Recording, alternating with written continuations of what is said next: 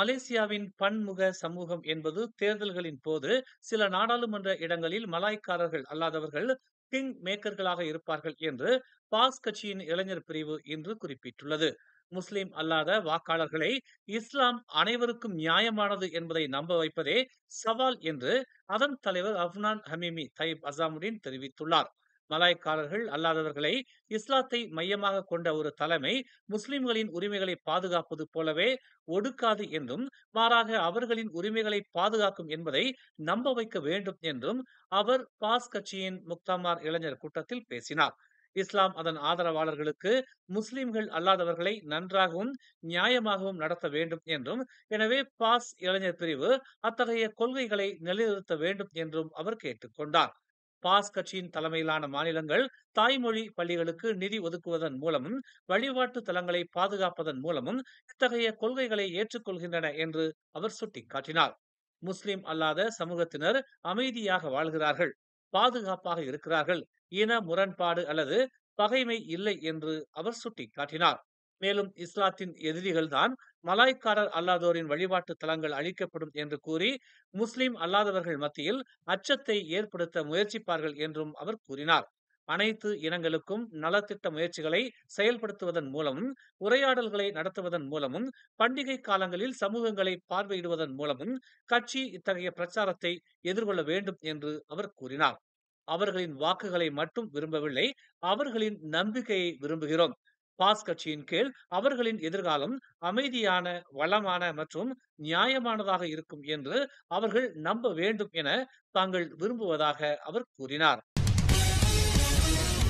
கெடா அலோஸ்டார் யான் அருகே உள்ள குவார் செம்பட்டாத் தமான் நோனாவில் நேற்று இரவு 30 வயது ஆணும் 28 வயது பெண்ணும் கத்திக்குத்து காயங்களுடன் இறந்து கிடந்தனர். இச்சம்பவம் குறித்து இரவு 9:40 மணி அளவில் போலீசாருக்கு தகவல் தெரிவிக்கப்பட்டதாக யான் காவல்துறை தலைவர் ரமிசி அப்துல்லா தெரிவித்தார். அவர்கள் உடலில் கத்திக்குத்து காயங்களுடன் இறந்து கிடந்ததாகவும், கூர்மையான ஆயுதத்தால் அவர்கள் தாக்கப்பட்டிருக்கலாம் என்று நம்பப்படுவதாகவும் அவர் கூறினார். ஒரு வீட்டின் முன் நிறுத்தப்பட்டிருந்த புரோட்டான் வீராவின் முன் பயணிகள் இருக்கையில் அந்த பெண் இறந்து கிடந்தார். அதே நேரத்தில் அந்த நபர் சாலையில் முகம் குப்புற கிடந்தார் என்று அவர் ஒரு அறிக்கையில் தெரிவித்தார். சந்தேக நபரை அடையாளம் காணவும், பாதிக்கப்பட்டவர்களுக்கு இடையிலான உறவை தீர்மானிக்கவும் போலீசார் தீவிர விசாரணை மேற்கொண்டு வருவதாக தெரிவிக்கப்பட்டுள்ளது. சபாவில் வெள்ளத்தால் பாதிக்கப்பட்டவர்களின் எண்ணிக்கை அதிகரித்துள்ளதாக தெரிவிக்கப்பட்டுள்ளது. இன்று காலை 110 குடும்பங்களைச் சேர்ந்த 409 பேர் பாதிக்கப்பட்டுள்ளதாக தெரிவிக்கப்பட்டுள்ளது. நேற்று இரவு 54 குடும்பங்களைச் சேர்ந்த 154 பேர் வெளியேற்றப்பட்டனர். பெனாம்பாங்கில் 255 பேர் வெளியேற்றப்பட்டதாகவும், பியோபோர்ட்டில் 154 பேர் வீடுகளை விட்டு வெளியேறியதாகவும் மாநில பேரிடர் மேலாண்மை குழு தெரிவித்துள்ளது. வெள்ளத்தால் மொத்தம் 22 கிராமங்கள் பாதிக்கப்பட்டுள்ளன. பெனாம்பாங்கில் 14 கிராமங்களும், பியோபோர்ட்டில் 8 கிராமங்களும் பாதிக்கப்பட்டுள்ளன. இதனிடையே பெனாம்பாங்கின் கம்போங் சராபொங்கில் நேற்று இரவு ஏற்பட்ட நிலச்சரிவில் புதைந்த 97 வயது முதியவரை தேடும் பணி தொடர்ந்து நடைபெற்று வருவதாக சபா தீயணைப்பு மற்றும் மீட்புத்துறை தெரிவித்துள்ளது. கம்போங் சுங்கை பாருவில் வெளியேற்றும் பணியின் போது பிரதமர் அன்வார் இப்ராஹிமுக்கு எதிராக ஒருவர் கொலை மிரட்டல் விடுத்ததை காட்டும் வைரல் வீடியோ தொடர்பாக PKR இளைஞர் அமைப்பு 2 போலீஸ் புகார்களை பதிவு செய்துள்ளது. கோலாலம்பூர் மற்றும் ஸ்லாங்கூர் பிரிவுகளால் டாங்வாங்கி காவல் தலைமையகத்தில் இரவு 8 மணி அளவில் இந்த புகார்கள் தாக்கல் செய்யப்பட்டதாக பெர்னாமா தெரிவித்துள்ளது. அறிக்கைகளை தாக்கல் செய்த கோலாலம்பூர் PKR இளைஞர் பிரிவின் தகவல் பிரிவு தலைவர் ரைஸ் ஹம்டான் இது போன்ற கொலை மிரட்டல்களை பிரிவு கடுமையாக கண்டிப்பதாகவும், இது நாட்டின் நீண்டகால நல்லிணக்கத்தை குறை மதிப்பிற்கு உட்படுத்தும் என்றும் கூறினார். கிள்ளான் பள்ளத்தாக்கில் 2 போதைப்பொருள் கடத்தல் கும்பல்களை போலீசார் முடக்கியுள்ளதோடு 5 உள்ளூர் ஆடவர்கள் கைது செய்யப்பட்டு 16.7 மில்லியன் மதிப்புள்ள 164 கிலோகிராம் போதைப்பொருள் பறிமுதல் செய்யப்பட்டுள்ளதாக தெரிவிக்கப்பட்டுள்ளது. 18 முதல் 47 வயதுடைய சந்தேக நபர்கள் வந்திங், KLIA டெர்மினல் 2 மற்றும் கோலாலம்பூர் ஆகிய இடங்களில் தடுத்து வைக்கப்பட்டுள்ளதாக பெர்னாமா தெரிவித்துள்ளது. முதல் வழக்கில் செவ்வாய்க்கிழமை பிற்பகல் வந்திங்கில் ஒரு காரில் 2 ஆண்கள் கைது செய்யப்பட்டனர். சோதனையில் 61.7 கிலோகிராம் எடையுள்ள 30 எக்ஸ்டாசி வகை போதைப்பொருள் பொட்டலங்களும், 9.8 கிலோ எடையுள்ள எரிமின் 5 மாத்திரைகளின் 3 பொட்டலங்களும் கண்டுபிடிக்கப்பட்டன.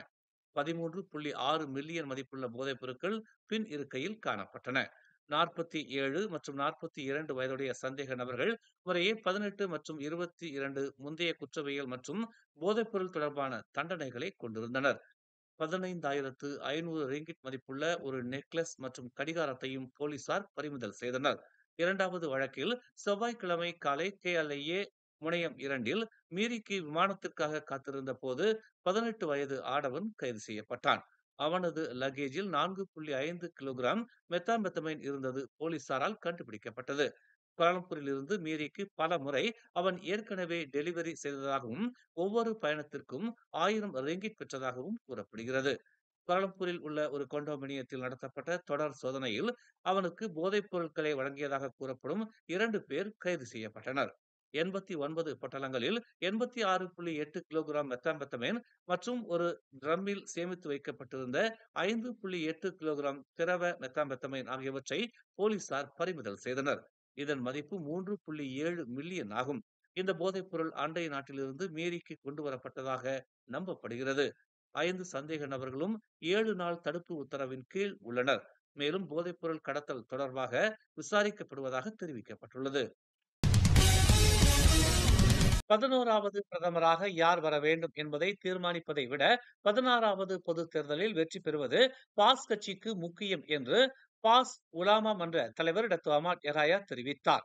பாஸ் தான் ஆட்சி செய்யும் மாநிலங்களில் மந்திரி பசார் வேட்பாளரை ஒருபோதும் முன்கூட்டியே அறிவித்ததில்லை என்றும், ஆனால் நேரம் வரும்போது அதன் தலைவர்கள் இறுதியில் தேர்ந்தெடுக்கப்படுவார்கள் என்றும் அவர் கூறினார். தேர்தலில் வெற்றி பெறுவதே தங்களின் முக்கிய கவனம் என்றும், இதை அடைவதற்கு தேர்தல் எந்திரம் வலுவாக இருக்க வேண்டும் என்றும் அவர் சுட்டிக்காட்டினார். தங்கள் கட்சியின் அடித்தளம் முழுமையானதாக இருக்க வேண்டும் என்று தெரிவித்த அவர், மேலும் தங்களின் உடனடி முன்னுரிமை பக்காத்தான் ஹரப்பான் பாரிசான் நேஷனல் அரசாங்கத்தை வீழ்த்துவதாகும் என்றும் அவர் கூறினார். மேலும் செய்திகளை தெரிந்து கொள்ள தமிழ் மலர் நாளிதழை பாருங்கள். உடனுக்குடன் செய்திகளை தெரிந்து கொள்ள தமிழ் மலர் இணையதளம், தமிழ் மலர் செயலி மற்றும் மலர் டிவி யூடியூப் சேனலை வலம் வாருங்கள். எங்களோடு இணைந்திருக்க மலர் டிவியை பதிவு செய்து கொள்ளுங்கள். உறவுகள் மகிழ்ந்திட விருப்பம் மற்றும் பகிர்வு சேவையை சொடுக்கிடுங்கள்.